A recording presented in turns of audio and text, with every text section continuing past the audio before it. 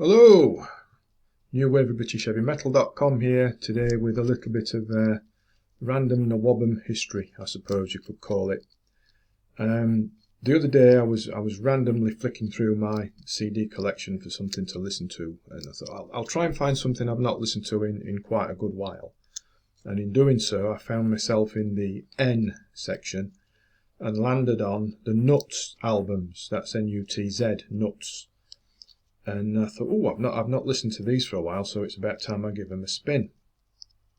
And well, I did anyway. I did. And if you might not have heard of Nutz, they were from Liverpool and issued a self-titled debut album in 1974.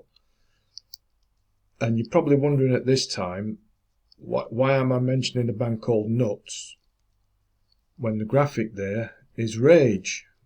Well, what's all that about, you're probably wondering. Am I going mad? Well, I am, because I'm very old, but that's another story entirely. But back to it. But before I do ramble on a little bit more, if you wouldn't mind subscribing to the channel and clicking that little button, that would be a monster help if you do that for me.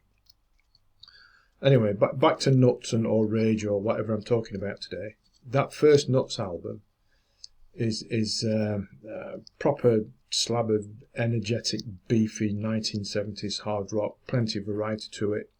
Very enjoyable today, even if it does sound a little bit of its time occasionally. But so that you know, stick with me a little bit longer because I'll get to the NWOBHM bit. But this is for context. That debut album by Nutz did help them bag a support slot with no other than Queen. The follow-up, Nutz 2, see, they were very good at coming up with imaginative album titles. Appeared in 1975, that was a step up on the debut. Even got them on the good old grey whistle test. There we are, that's some memories for lots of us that remember that programme. And, you know, Nutz slogged away with some grim determination for a couple of 3 years. There'd be another album, Hard Nutz, and then a live album, Live Nutz Cuts. And, you know, despite that trying hard and even supporting the likes of Black Sabbath and Budgie, success didn't come their way and they disappeared in 1979 or thereabouts. Or did they? This is where the twist of fate comes in. Because at the time, of course, 1979, the new wave of British heavy metal was fast becoming a thing, wasn't it? And in a weird twist of fate, it provided an unexpected second chance after an old Nutz song, Bootleggers, somehow found its way onto that legendary compilation album Metal for Mothers, right? And of course that track found itself sitting on there along the likes of early tracks from you know, Iron Maiden, Samson and Angel Witch and other emerging NWOBHM bands at the time. Now the Nutz boys were quick to see an opportunity here, and they would reform not as Nutz but as Rage, hence Rage in the graphic there, right?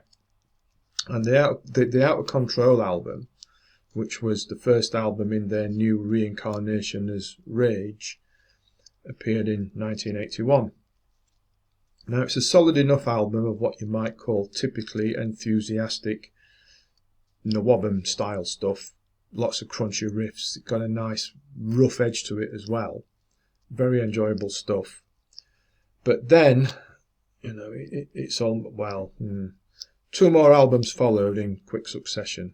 We had Nice and Dirty in 1982 and Run for the Night in 1983, both of which had covers which, how can I put it, well, they wouldn't get away with it today, and even Spinal Tap might have balked at them as potential cover art for Smell the Glove. Let's try and put it that way. However, after that pretty solid NWOBHM debut as Rage, with Nice and Dirty and Run for the Night, well, all that went west, and they went very much, instead of retaining that gritty NWOBHM-y rocky stuff, they went very much more towards sort of melodic AOR territory rather than the gritty rockers that were on Out of Control. And you know, that didn't go down too well. And in a similar way to their time as Nutz, Rage didn't enjoy much success either. And you know, after Run for the Night, that was it. the label dropped them and Rage disappeared just as Nutz did. However, the Nutz albums are very much ones to check out if you like your 70s hard rock. Though from the Rage years, I would suggest only Out of Control is worthy of attention if you prefer your NWOBHM. Well, indeed, as I do. I like both. I like all the Nutz albums, and I like Out of Control, but Nice and Dirty and Run for the Night, no thanks. Anyway, if you're interested in checking out of Control, I'll put a link to it in the description on Amazon. Of course, other outlets available. Physical and digital formats you can get there if you would like to. But, you know, a bit of a curiosity, but this album's worthy of your attention anyway, as are the Nutz albums that preceded when Rage were Nutz. Get the schizophrenic stuff going on here. Anyway, that's that. A little bit of NWOBHM related history for you. Please do subscribe to the channel before you go if you wouldn't mind, because that would be marvellous. And until next time, thanks for listening, thanks for watching, and take care.